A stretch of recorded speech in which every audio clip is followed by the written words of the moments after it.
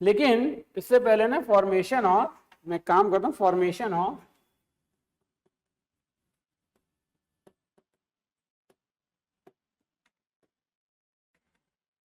Linear equation, ये जो है अपन, ठीक है, कैसे देखिए क्वेश्चन मैं बता रहा हूं किससे, मतलब अच्छा लीनियर इक्वेशन बनाते क्यों। आपको दो सिचुएशन दिया हुआ है कि आप एक दुकान में गए, आपने 2 किलो प्याज लिया, 3 किलो आलू लिया, तो टोटल आपको 90 रुपए देने पड़ गए।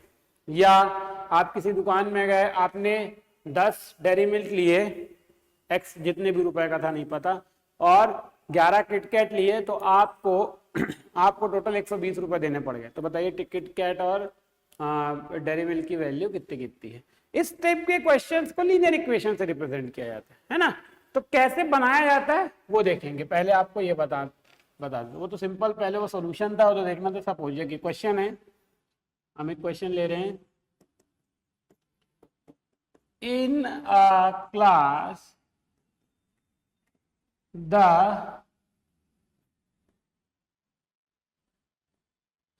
sum of number of boys and girls is 65. Represent this situation with linear equation in 2 variable. ठीक है, दूसरा question,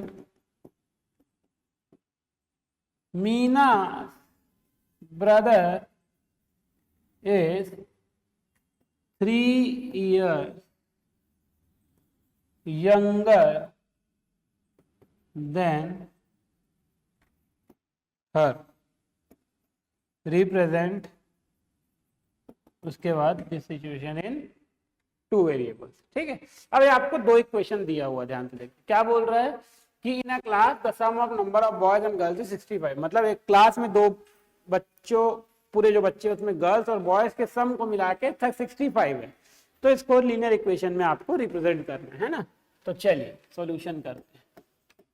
let the number of boy be x and the number of girl be y।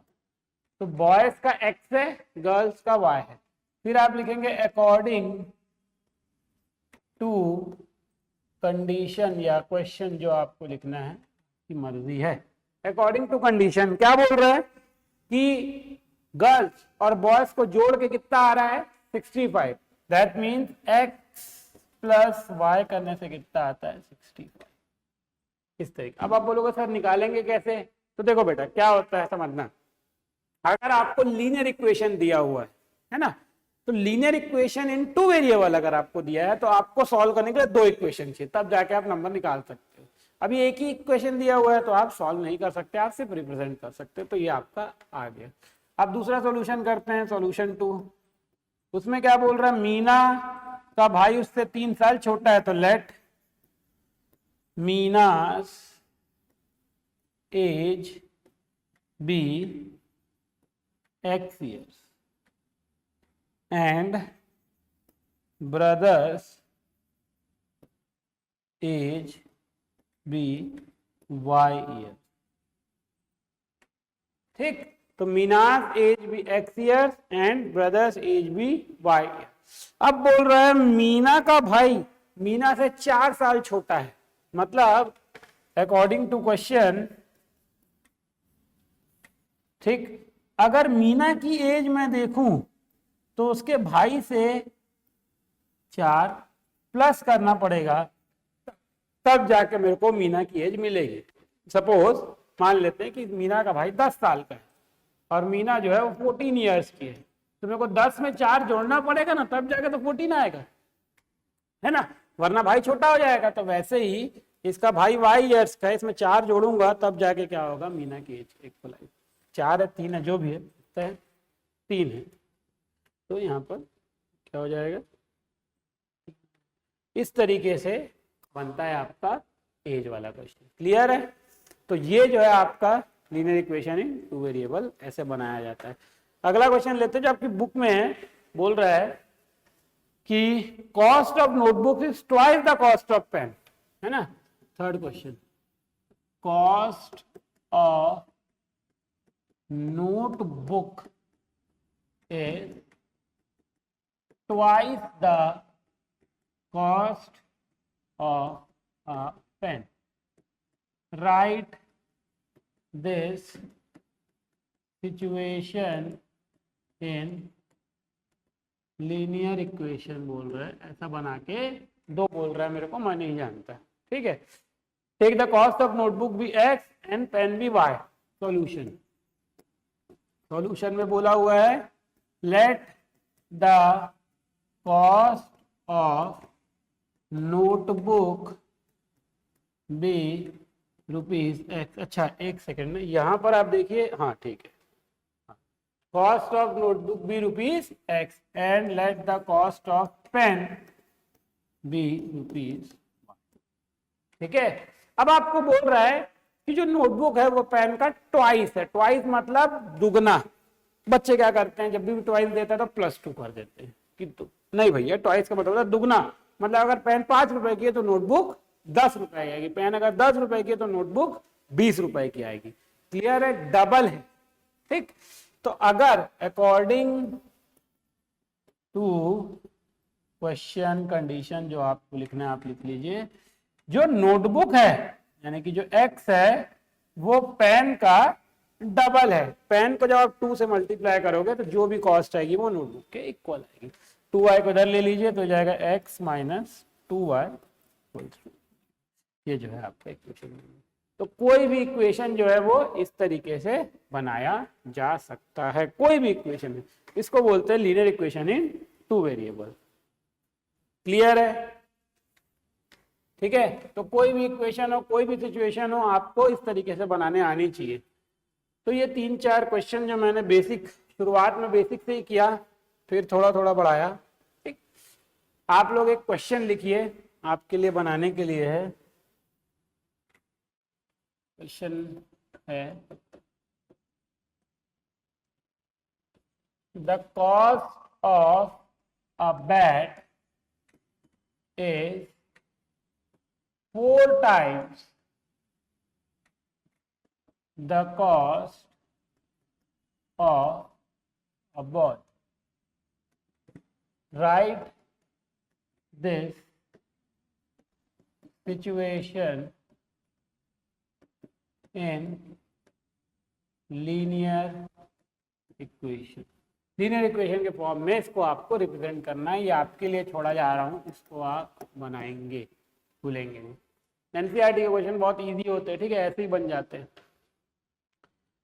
तो ये आपका हो गया। तो देखिए पहले हमने ये जाना कि लीनियर इक्वेशन क्या होता है, उसका जनरल इक्वेशन क्या होता है, उसके कोफिशिएंट्स कैसे निकालते हैं, फिर हमने इक्वेशन बनाना सीखा, है ना। अब अपन आ जाते हैं सॉल्यूशन पे। देखिए क्या होता है, ध्यान पे रखना कि सिंगल, जैसा कि अभी मैंने बताया, सिंगल लीनियर इक्वेशन के इनफाइनाइट सॉल्यूशंस होते हैं। सिंगल मतलब linear equation in 2 variable with only one equation has infinite solution. मतलब आप कितना भी आंसर निकाल सकते हो उसका, ठीक है। लेकिन linear equation in 2 variables with 2 equation has 1 solution. तो हैज 1 सॉल्यूशन, ठीक है। तो अगर 2 वेरिएबल का लीनियर इक्वेशन है तो एक इक्वेशन से इनफाइनाइट वैल्यूज निकल सकती है, जबकि अगर 2 इक्वेशन आपको दिया है तो सिर्फ एक यूनिक सॉल्यूशन निकलेगा, एक्स और वाई दोनों का। चलिए अब हम देखते हैं सॉल्व कैसे करते हैं। देखिए क्वेश्चन क्या बोल रहा है आपको, right 4 solutions for each of the following equation, ठीक। 4 सॉल्यूशन लिखना है हर एक इक्वेशन का। मतलब आप कुछ भी वैल्यू लेके इसके 4 अलग अलग सॉल्यूशन निकाल सकते हो। कैसे, देखिए सबसे पहले अपन लेंगे x इक्वल्स टू 1। मेरे माइंड में सबसे पहले x इक्वल टू 1 ही आता है, तो मैं 1 ही ले लेता हूँ। मतलब x की जगह पे आपको 2 रखना है, ठीक है बच्चों। तो दैट मीन्स 2 into 1, देखो ये कुछ नहीं है, मतलब मल्टीप्लाई है ना, यहाँ पर दोनों के बीच में कुछ नहीं है, मतलब मल्टीप्लाई। तो 2 1 जा 2 उस तरफ चले जाएगा, तो क्या हो जाएगा 7 माइनस 2 5, ठीक। तो y इज इक्वल टू 5 आ गया। उसके बाद दूसरा अपन लिखते हैं, अगर तो दूसरा मैं कुछ भी ले लेता हूँ, x इक्वल्स टू, चलो मैं ले लेता हूँ -2, कुछ भी ले सकते हो आप, तो मैं -2 ले लिया। तो ये क्या हो जाएगा 2 into -2 plus y equals to 7, 2 2 जा 4, ये -4 उस तरफ चले जाएगा बच्चों, तो कितना हो जाएगा +4, तो कितना आ गया 11, ठीक। ऐसी तीसरा आप कुछ भी ले सकते हो, x इज इक्वल टू -3, क्या हो जाएगा 2 into -3 plus y is equal to 7, तो 2 3 जा 6, -6 हो जाएगा, -6 उधर जाएगा, क्या हो जाएगा +6, तो हो जाएगा 13। अब चौथा वाला मैं आपको दे रहा हूँ, x इज इक्वल टू 0 रख के बनाओ, बताओ क्या आ रहा है, बहुत ईजी। इस तरीके से सॉल्यूशन निकल जाए।